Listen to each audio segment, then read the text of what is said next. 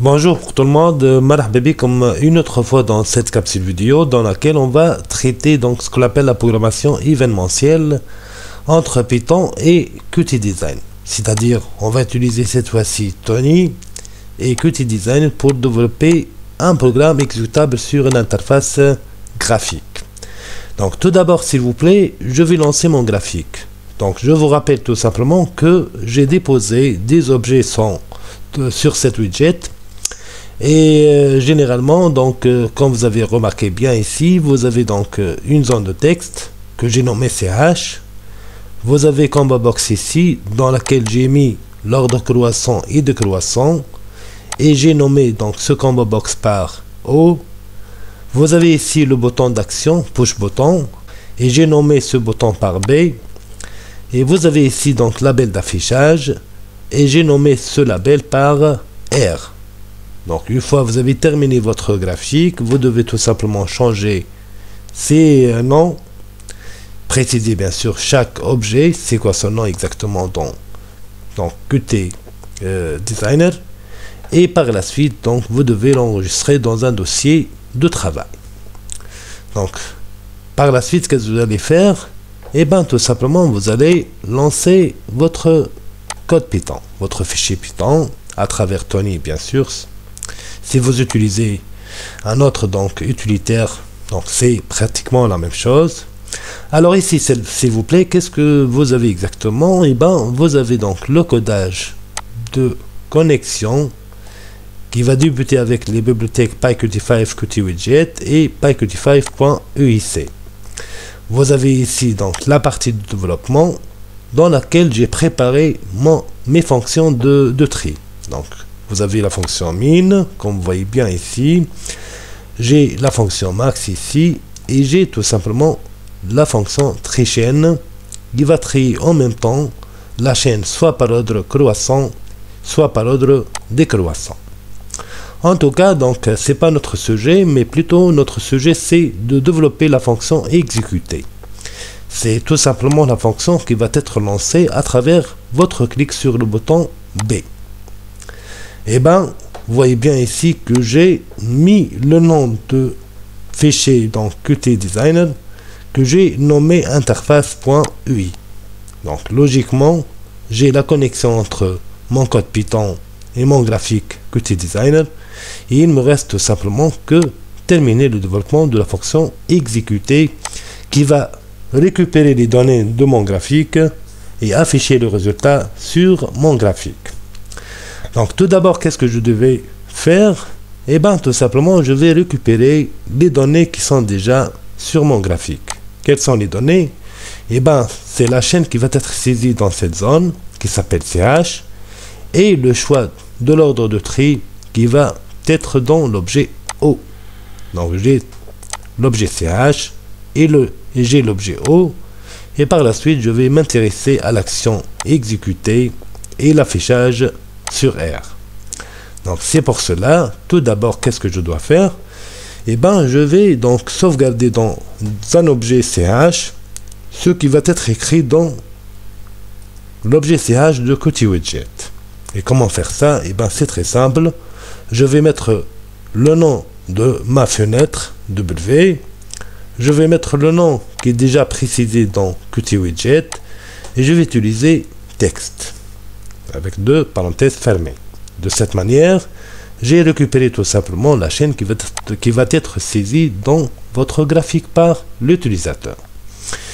Une fois c'est bon, maintenant je vais récupérer le choix de l'ordre ou bien le choix qui va être précisé par l'utilisateur. Et comment je vais faire ça? Eh ben je vais utiliser l'objet O dans lequel je vais mettre donc W.O, c'est le nom de l'objet dans mon graphique, et je vais utiliser current texte.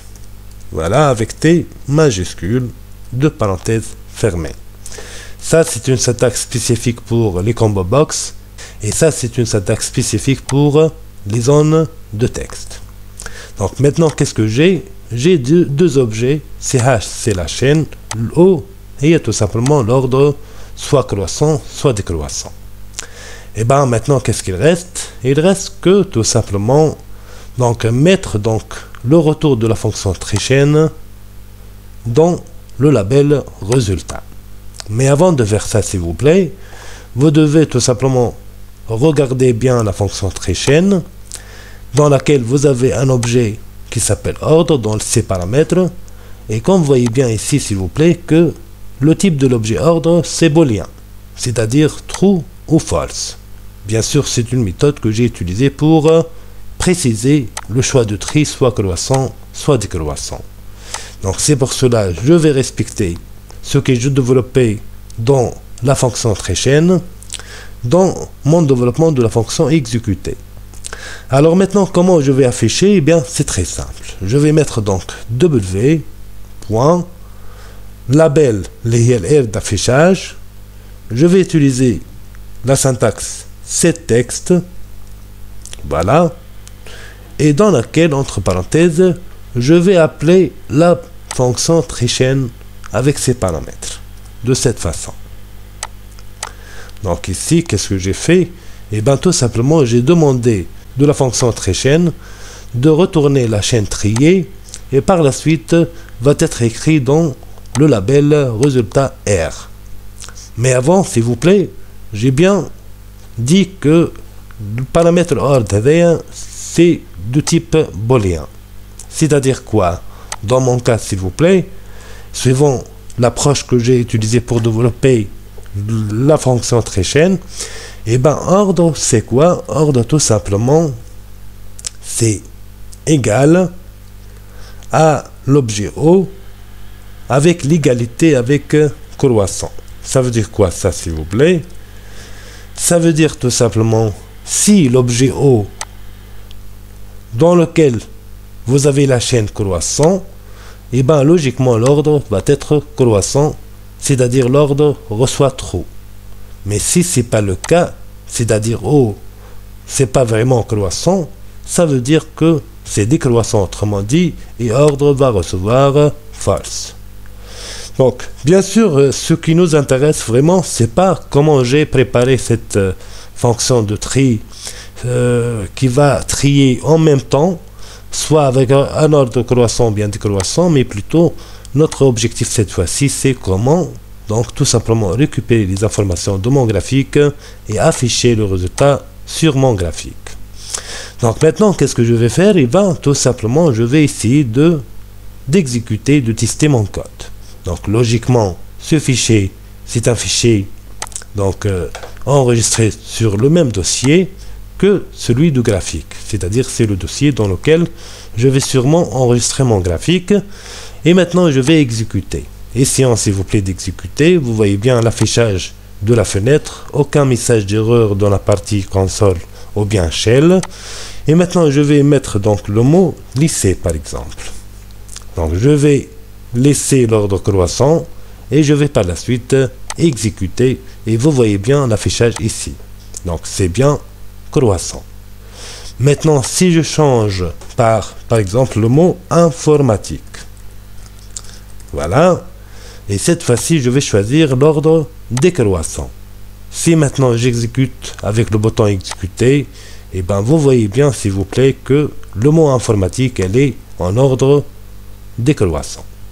C'est-à-dire la chaîne elle est triée avec l'ordre décroissant et par la suite elle est affichée sur le label d'affichage de résultats. Ben, c'est tout pour cette vidéo. Voilà, donc merci et à la prochaine fois.